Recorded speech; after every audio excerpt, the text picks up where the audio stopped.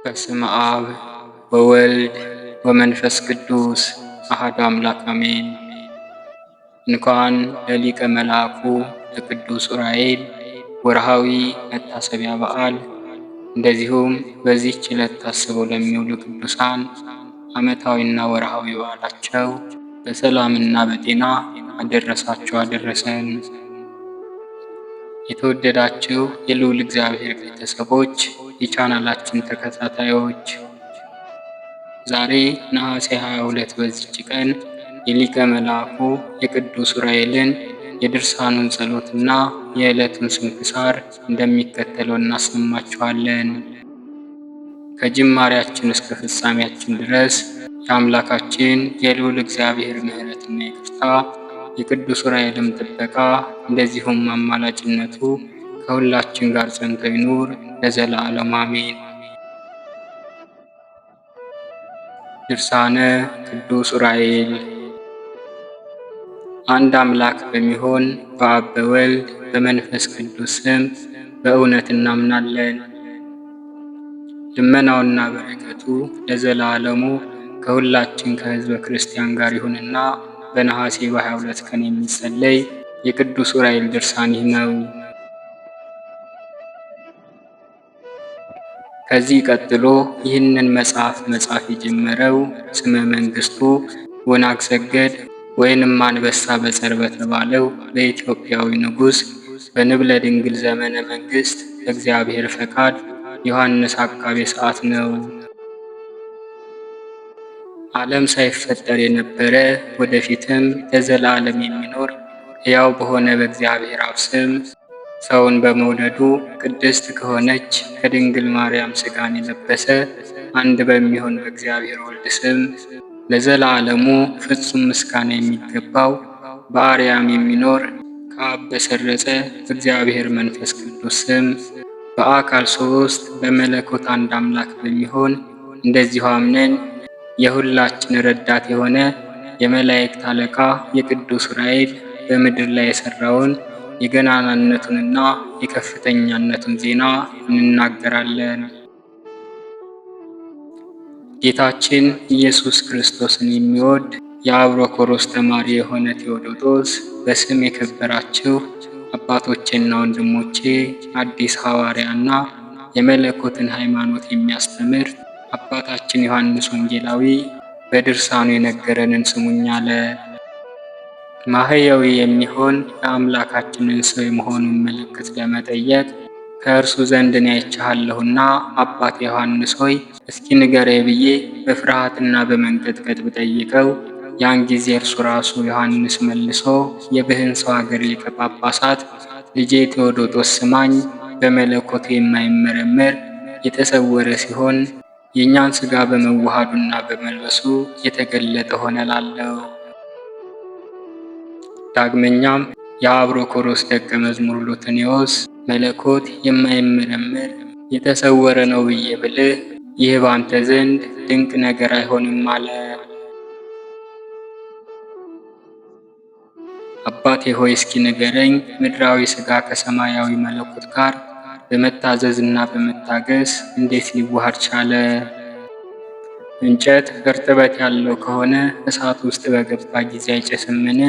መለኮትን እሳት ነው ካልን ከአዳም ሥጋ ጋር በተዋሃደ ጊዜ ይህ ነገር እንዴት ይሆናል አለ። ልጄ ሆይ ታገስ፣ የአምላካችን የጥበቡ ኃይል እጹብ ድንቅ ነው። ሰማያትን በጥበቡ የፈጠረ እርሱ ብቻ ያውቃል። ሁሉን የፈጠረ ነደ እሳት የሆነ መለኮት ነባቢ በሆነ በደሙ ምልክት የጻድቃንና የኃጥአንን ነፍሳት በሙሉ ነፃ ያደርጋቸው ዘንድ እርሱ ራሱ በፍጹም ጥበቡ ከሥጋ ጋር ተዋህዶ ፍጹም ሰው ሆነ። እርሱ ሥጋ ከመለኮት ጋር በመዋሃዱ ሕያው አምላክ ሆነ። ለዚህም ሥጋ በሰማይም በምድርም ያለ ሁሉ ተገዛለት። ሥጋ ከመለኮት ጋር በመዋሃዱ የሁለት ባሕሪን ጠባይ አስወግዶ አንድ ባሕሪ ሆነ። የዚህን ጥያቄ ባበዛ ጊዜ ሐሳቡን በመሰብሰብ ወይንም በመወሰን ዝም አለ። ከዚህም በኋላ ዝም ባለኝ ጊዜ በፊቱ አለቀስኩ።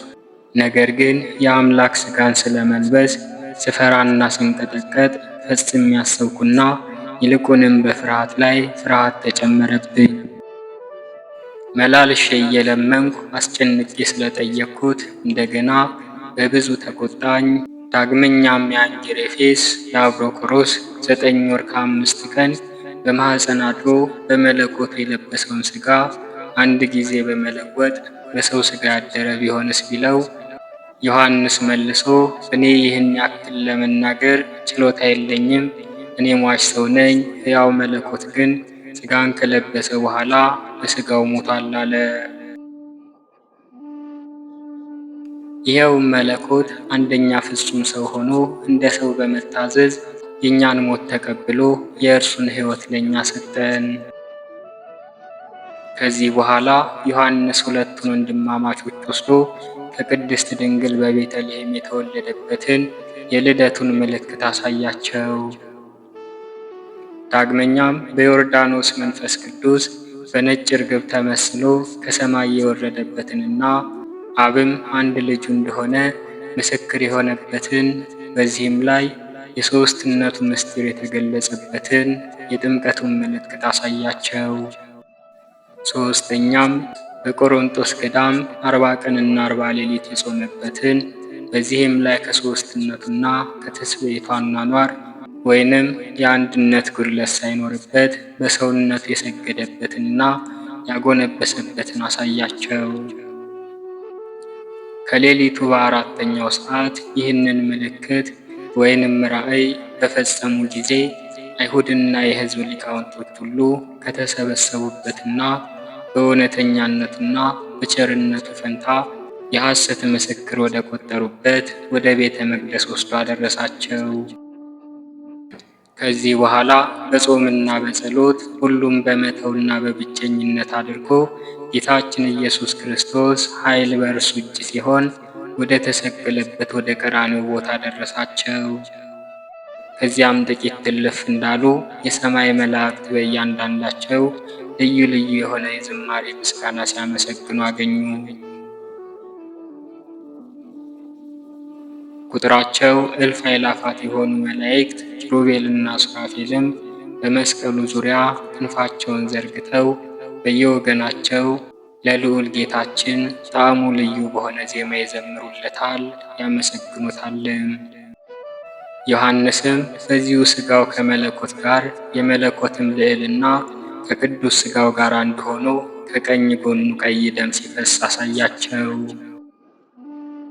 ይህም የመለኮት ደም ለኃጢአት ማስተስሪያ፣ ይኸውም ቅዱስ ሥጋ ፍጹም የደስታ ምግብ ለምዕመናን ሕይወትና ለቅዱሳን መከበሪያ ነው።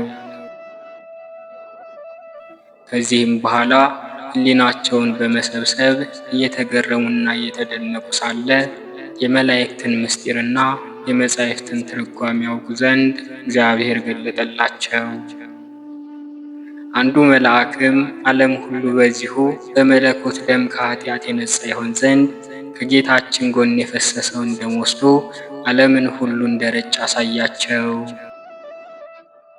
መጀመሪያ ደሙን በክንፉ ይዞ ብዙ ሰማዕታት ከተገደሉባት ትግራይ አገር ውስጥ ወዳለች ወደ ናግራን ሄዶ በውስጡ አረጨ።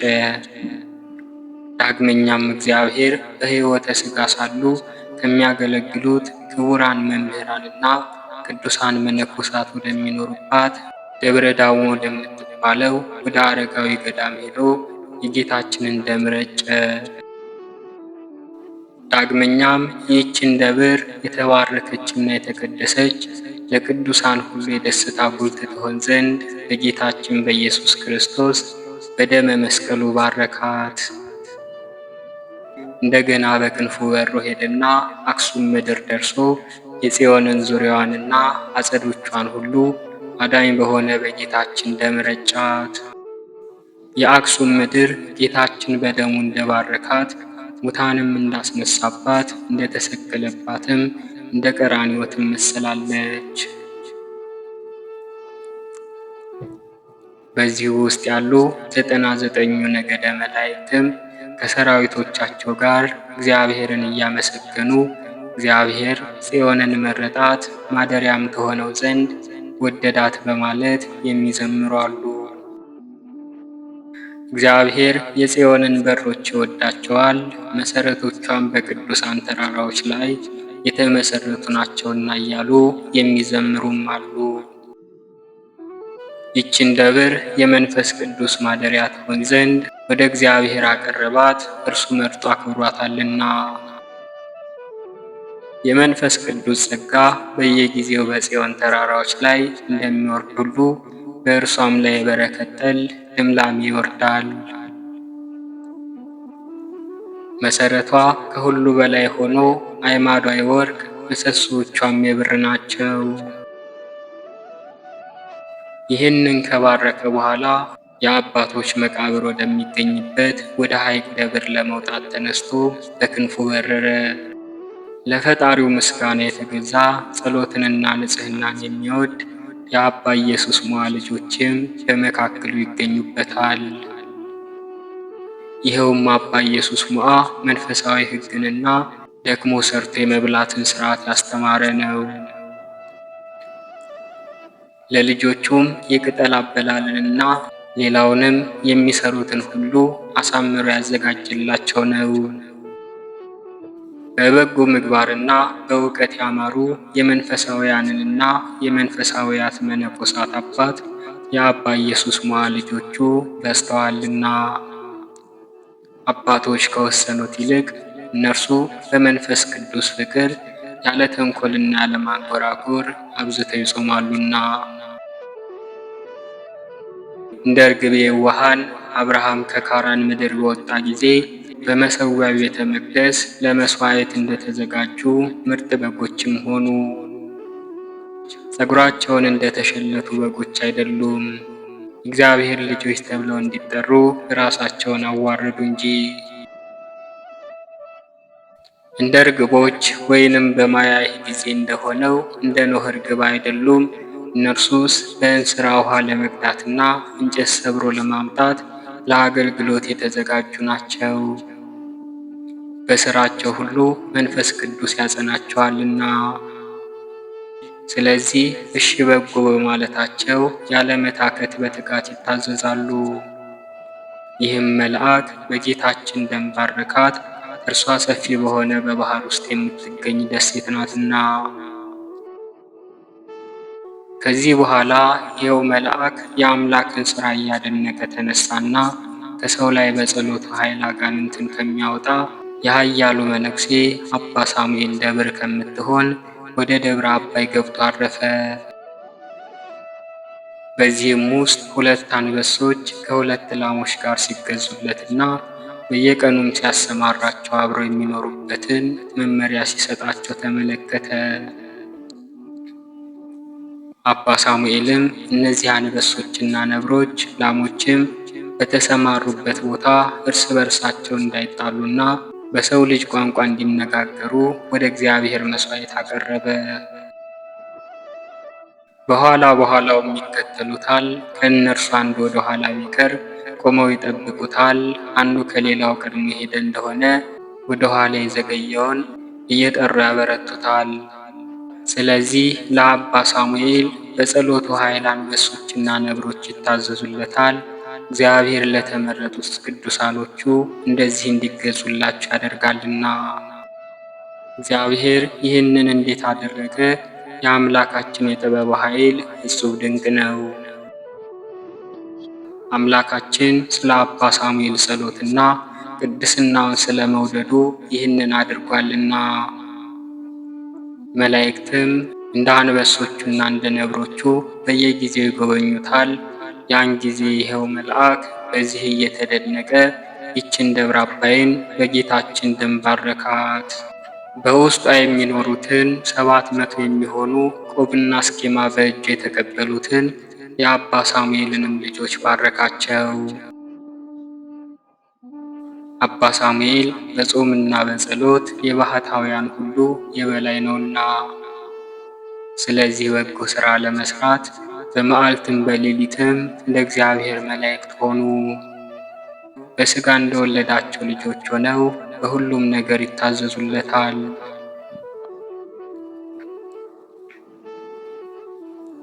አባ ሳሙኤልም ለጸሎት ከቆመበት ቦታ ወዲያ ወዲህ ሳይል የነፋሳት ኃይል በምስራቅም ሆነ በምዕራብ ሊያነዋውጡት እንደማይቻል እንደተተከለ አምድ ነው። የእንጦንዮስና የመቃርዮስ ጠባቂያቸው የሆነ የመላእክት አለቃ ዑራኤል ሃይማኖታቸው የቀና ቀደምት የሆኑ አባቶች በአባ እንጦንስና በአባ መቃርስ ትእዛዝ በተሰጠው አስኬማ የሕይወቱ ዘመን እስኪፈጸም ድረስ በመዓልትም በሌሊትም ሰዓቱን አክብሮ ለጸሎትና ለጾም እንዲተጋ እንደተተከለ አምድ አጸናው። የአእላፍ በጎች አባት የሆነ የአባ ሳሙኤል የመንጎቹ ዋሻ የሆነች ለዚች ለደብረ አባይ የእግዚአብሔር ጸጋ ተሰጣት። ይኸውም መልአክ ለአባ ሳሙኤል ምን ያክል ጸጋ ተሰጠው እያለ አደነቀ። እግዚአብሔር በአንበሶችና በነብሮች በላሞችም ላይ ገዥ አድርጎ ሥልጣንን ሰጥቶታልና የሕይወቱ ዘመን እስኪፈጸም ድረስ በሰው ልጅ ደንብ እንደ ሰው በመነጋገር ክፋትንና ዓመፅን ሳያውቁ በበጎ ሥራ ተገዙለት። ለአምላካችንና ለእናቱ ለድንግል ማርያም ምስጋና ይሁን ለዘላለሙ አሜን። በሊቀ መልአኩ በቅዱስ ዑራኤል በበዓሉ መታሰቢያ ቀን የሚጸለይ የመልክ ምስጋናው ይህ ነው። መልክዓ ዑራኤል። ዑራኤል ሆይ ከመልኮች ሁሉ ይልቅ ያንተን መልክዓ ጸሎት እወዳለሁ። የመልክህ ስነ ጸዳል በደመ ወልድ እግዚአብሔር የታተመ ነውና። ዑራኤል ሆይ እግዚአብሔር ኃይሉን የሚገልጽበት መልአከ ብርሃን አንተ ነህ። በዕለተ ስቅለት በደመ ወልድ ዓለምን ለመቀደስ ከሁሉ ይልቅ አንተ ተሰይመሃልና ስለ ክብርህ የሰማይ መላእክት አደነቁ። ሰላም ለተፈጥሮትከ። ዑራኤል ሆይ ያለመናገር በጥንት አርምሞ ከነፋስና ከእሳት ለተፈጠረ ተፈጥሮ ሰላም እላለሁ። ዑራኤል ሆይ የይቅርታና የቸርነት ክብር መልአክ ነህና ስለ እኛ ስለ ሰው ልጆች ወደ ልዑል እግዚአብሔር ማልድ። አማላጅነት ዘወትር ከጥፋት ያድናልና። ሰላም ለዝክረ ስምከ። ከማዕርና ከወተት ይልቅ ለሚጥመው ስም አጠራርህ ሰላም እላለሁ።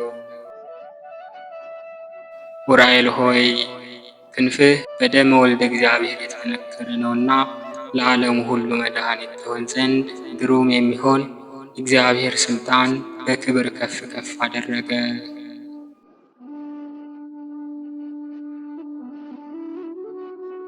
ሰላም ለስዕርተ ርእስከ። ዑራኤል ሆይ እሳታዊ ለሆነ ስዕርተ ርእስህና ለርእስህም ሰላም እላለሁ። ዑራኤል ሆይ ባሕረ እሳትን በዋና የምታሻግር ዋናተኛ ነህና ከዚህች ዓለም የጥፋት ባሕር ታሻግረን ዘንድ ኃላፊ ጠፊ በሚሆን አንደበታችን ሁልጊዜ እንማልድሃለን። ሰላም ለአዕይንቲከ። ዑራኤል ሆይ ችግረኞችን ለሚመለከቱ ዓይኖችህና የቅዱሳንን ጸሎት ሰምተው ወደ እግዚአብሔር ለሚያቀርቡ አይዛኖች ሰላም እላለሁ።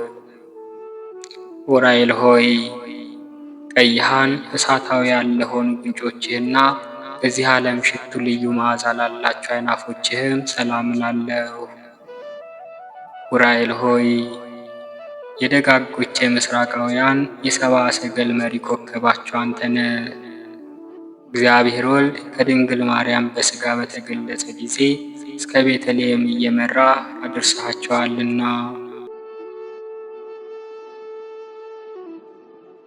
ሰላም ለከናፍሪከ። ዑራኤል ሆይ ያለ ዝምታና ያለ ችልታ ፈጣሪያቸውን ለሚያመሰግኑ አፍህና ከናፍር ሰላም እላለሁ። ዑራኤል ሆይ ትጉህ የሆንክ የትጉሃን አለቃ እንደመሆንህ ሁሉ ዓለምን ለመቀደስ የእግዚአብሔር ልጅ ባፈሰሰው ደሙ እኛን የቅድስት ወንጌል ልጆችን አድነን ቤዛም ሁነን።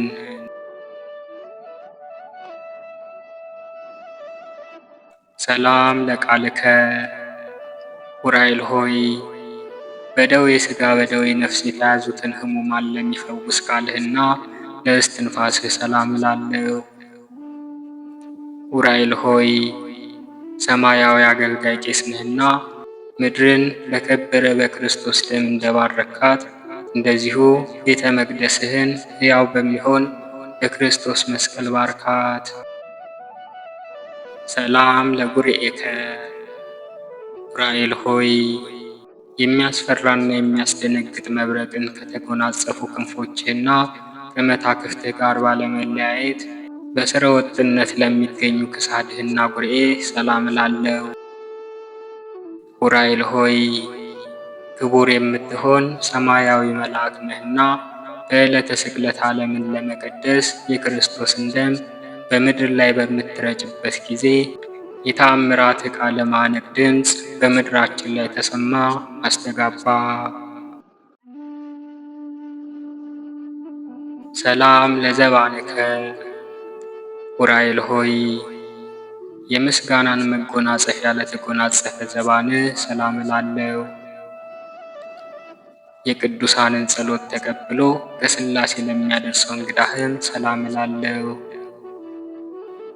ዑራኤል ሆይ የሱራፌል ጓደኛ የእግዚአብሔር ቤተ መቅደስ አገልጋይ መልእክተኛ እንደመሆንህ በፊትህ የምንመላለስ የእኛን ጸሎታችንን ወደ አብ አቅርብልን አድርስልን።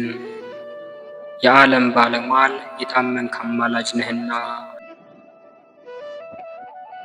ሰላም ለሕፅንከ ዑራኤል ሆይ የመስቀል ምልክት ያለበትን የተአምራትና የማዳን በትረ ተአምር ለጨበጡ እጆችህና ለሕፅንህ ሰላምታ ይገባል።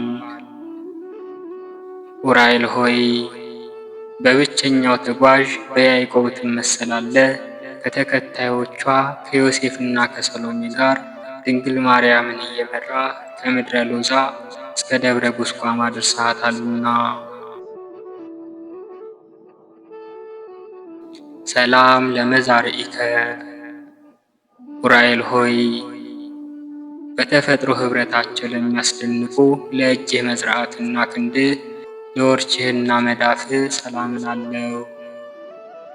ዑራኤል ሆይ ማኅበርን የምትባርክ ደገኛ ካህን ነህና በየጊዜው እርዳን ጠብቀንም፣ ለጠላትም አሳልፈህ አትስጠን። እርዳታ ሀገርን ከጥፋት ሕዝብን ከስደት ያድናልና።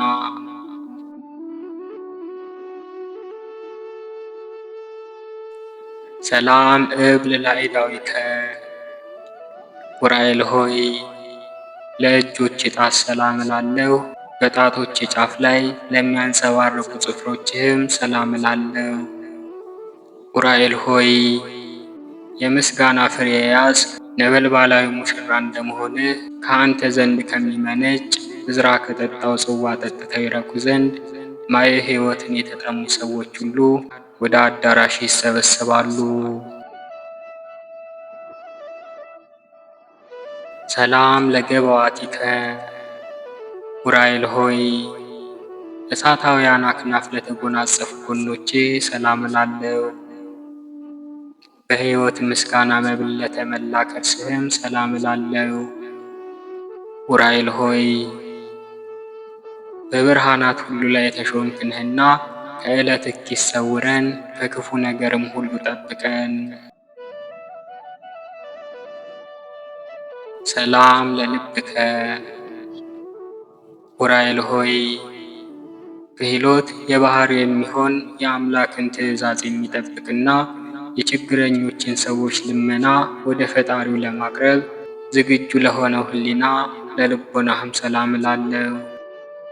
ዑራኤል ሆይ መልካም ባለሙያ መልአካዊ ገበሬ ነህና ከግብረ ዲያብሎስ እንክርዳድ የኃጥአንን ነፍስ ፍሬ በእርዳታ መንሻ በትረህ አንጠርጥረህ ለይ።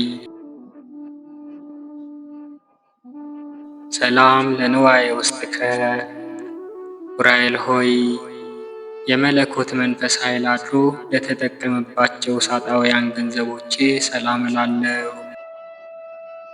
ዑራኤል ሆይ የተፈጥሮ ባህሪ ከእሳትና ከንፋስ እንደመሆኑ መጠን የአገልጋይህን የሕይወት ዜና መርከብ የባህር ማዕበል ሞገድ አያንገላታውም። መስቀል ዜና በወልደ እግዚአብሔር ደም ታትሟልና። ሰላም ለህንብርትከ ዑራኤል ሆይ አጋንንትን ሰይፎ አቃጥሎ የሚያጠፋ ነበልባላዊ ሰይፍህን ለታጠቀ ወገብህና እንብርትህ ሰላም እላለሁ። ዑራኤል ሆይ አምላካችን እግዚአብሔር የሕይወትና የይቅርታ ዝናብ በምድራችን ላይ ያዘንብ ዘንድ እንደዚሁም የእርሻችንን አዝመራ በዝናብ አብቅሎ በፀሐይ አብስሎ ለምግብነት እንዲበቃ ከፈጣሪ ዘንድም ምሕረትን ማልድልን ለምንልን።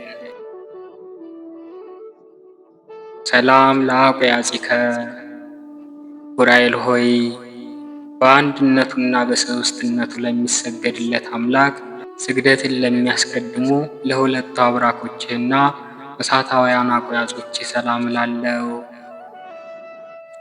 ዑራኤል ሆይ በየጊዜው በየዕለቱ በየሰዓቱ የምታብብ የሃይማኖት ፍሬ ነህ። አበባነትህም ለእርሱ የታደሙትን ደስ የሚያሰኝ የመርአዊ ክርስቶስ አበባ ነው። ሰላም ለአይጋሪከ ዑራኤል ሆይ ለእርዳታ ፈጽሞ ለሚፋጠኑት እግሮችህና ሰኮና ሰላም እላለሁ። ዑራኤል ሆይ በስደት ወራት ለድንግል የምድረ ግብፅን መንገድ ያመለከትካት አንተ ነህ። 3 ዓመት እያለቀሰችና እያዘነች በስደት ከቆየች በኋላ ተመልሳ ወደ ሀገሯ እንድትገባ የደስታ ምስራች ያበሰርካት አንተ ነህና። ሰላም ለመክየድከ ዑራኤል ሆይ መዝናኛዋ በጽርሐ ጽዮን ለሆነና ነፍስን ከሲኦል የኩነኔ ፍርድ ለማውጣት የሲኦል ጎዳና መረገጫው ለሆነው ተረከዝ ሰላም እላለሁ። ዑራኤል ሆይ ከፈጣሪ ይቅርታን አስገኝተ የኃጥአንን ነፍስ የምትጎበኝ ነህና በዚያች የቁርጥ ፍርድ ቀን የሲኦልን ደጃፍ እንዳናይ ስለ እመቤታችን ድንግል ማርያምና ስለ ልጇ ኢየሱስ ክርስቶስ በቃል ኪዳንህ እንማጸናለን። ሰላም ለአጻብዒከ ዑራኤል ሆይ በሁለቱ አይጋረ ጉንድ ለበቀሉ 10 ጣቶቼና ጥፍሮቼ ሰላም እላለሁ። ዑራኤል ሆይ ለሄኖክ ምስጢረ ጥበባትን እንደገለጽክለት ሁሉ ከነበልባላዊ መልአክ ከገብርኤልና ከደገኛው ከደክሲዮስ በዓል ጋር በህብረት በሚከበረው በዓል የተሰበሰቡትን ምዕመናን ሁሉ ባርካቸው። ሰላም ለቆምከ ዑራኤል ሆይ ነበልባላዊ አካለ ቆምህና ለእሳታዊ ስነ መልክ ሰላም እላለሁ። ዑራኤል ሆይ ለዕዝራ ሱቱኤል ምስጢርን የሚገልጽ ትንቢትን የሚያናግር ጽዋ ልቦናን ለመጋት እንደተቻኮልክ ሁሉ በውስጥ በአፋ የከበርክ መልአክ ነህና የአንደበቴን ምስጋና ለመቀበል ፈቃደኛ በመሆን ከሐዘኔ ታረጋጋኝ ዘንድ በሩጫ በችኮላ ፈጥነህ ወደ እኔ ና።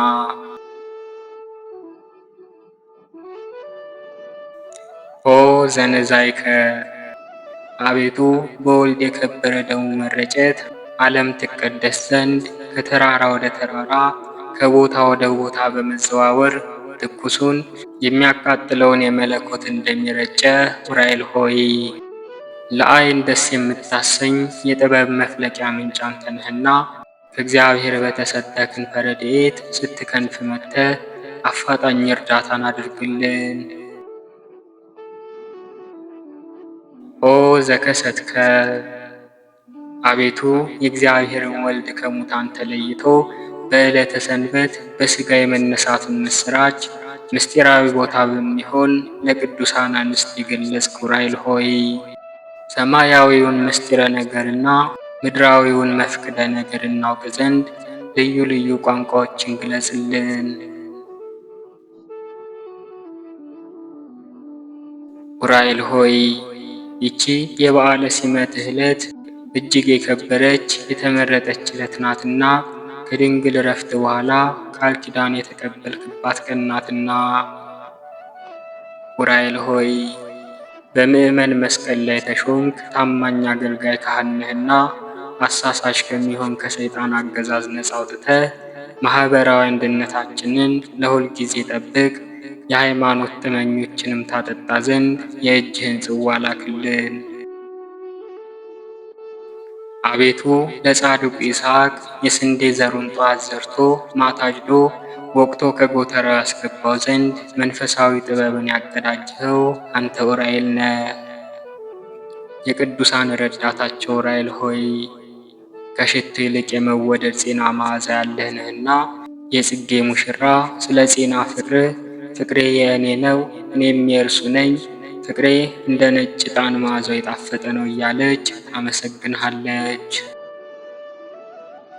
እነሆ በቀራንዮ የተክል ቦታ ከጉንደ መስቀል የተገኘ ጽጌ የምስጋና አበባ አበበ፣ የምስጋና ፍሬም አፈራ። ዑራኤል ሆይ ሕይወትን የሚያድስ መዓዛው የጣፈጠ ተክለ ናርዶስ ነውና ፄና መዓዛው በሕያው ባሕሪ በክርስቶስና በክብርት እናቱ በቅድስት ድንግል ማርያም ፊት እንደ ሱራፌ ማዕጠንት ባለ መዓዛ የምስጋናችንን መዓዛ ያጣፍጥልን። ስብሐት ለእግዚአብሔር። ካለመኖር ወደ መኖር አምጥቶ ዓለምን ለፈጠረ ለልዑል እግዚአብሔር ክብር ምስጋና ይገባል። ዳግመኛም በአርአያውና በምሳሌው ከአራቱ ባሕርያተ ሥጋ አምስተኛ ባሕሪ ነፍስን አከናውኖ ሰውን የፈጠረ እግዚአብሔር ዘወትር በፍጹም ምስጋና እናመሰግነዋለን። በዚህ ሰብአዊ የክብር ተፈጥሮም ዑራኤል ሳይቀር ፈጽሞ ተደንቆ ለፈጣሪው ክብር ምስጋና ይገባዋል በማለት ምስጋናን አቅርቧልና። እግዚአብሔር ምስጋናው በምድርም በሰማይም የመላ ነው ለዘላለሙ አሜን። አቤቱ የመላእክት ሁሉ አለቃ የሚሆን የቅዱስ ዑራኤል አምላክ ሆይ በክርስቶስ ክርስቶሳውያን የተሰኘን የጥምቀት ልጆችን እኛን ወዳጆችህን ከመከራ ሥጋ ከመከራ ነፍስ ጠብቀን ለዘላለሙ አሜን።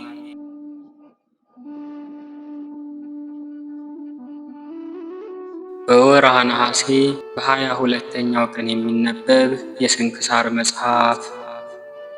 አንድ አምላክ በሆነ በአብ በወልድ በመንፈስ ቅዱስ ስም ነሐሴ 22 በዚች ቀን ታላቅ ነቢይ የሞራት ልጅ ሚክያስ አረፈ። ይህም ነቢይ በይሁዳ ነገሥታት በኢዮአታም በአካዝና በሕዝቅያስ ዘመን ትንቢት በመናገር አስተማረ። ስለ ጌታችን መውረድም እንደዚህ አለ። እነሆ እግዚአብሔር ከልዑል መንበሩ ወደዚህ ዓለም ይወርዳል። ሁለተኛም ስለ ልደቱ እንደዚህ ብሎ ትንቢት ተናገረ። የኤፍራታ ዕጣ የምትሆኚ አንቺ ቤተልሔም የእስራኤል ነገሥታት ከነገሱባቸው አገሮች አታንሽም።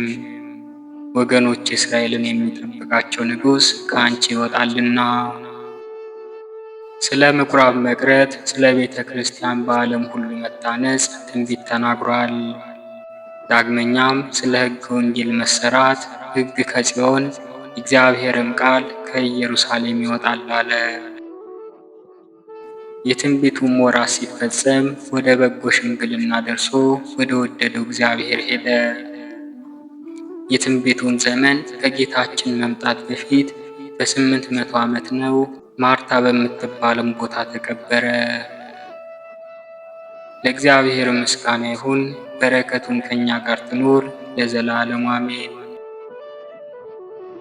አነሳስቶ ላስጀመረን አስጀምሮም ላስፈጸመን ለኃያሉ አምላካችን ለልዑል እግዚአብሔር ምስጋና ይሁን። የሊቀ መልአኩ የቅዱስ ዑራኤልም ጥበቃውና ምልጃው የነቢዩ የቅዱስ ሚክያስም ጸሎትና አማላጅነት ከሁላችን ጋር ጸንቶ ይኑር ለዘላለሙ አሜን። ወስብሐት ለእግዚአብሔር ወለወላዲቱ ድንግል ወለመስቀሉ ክቡር። ይቆየን።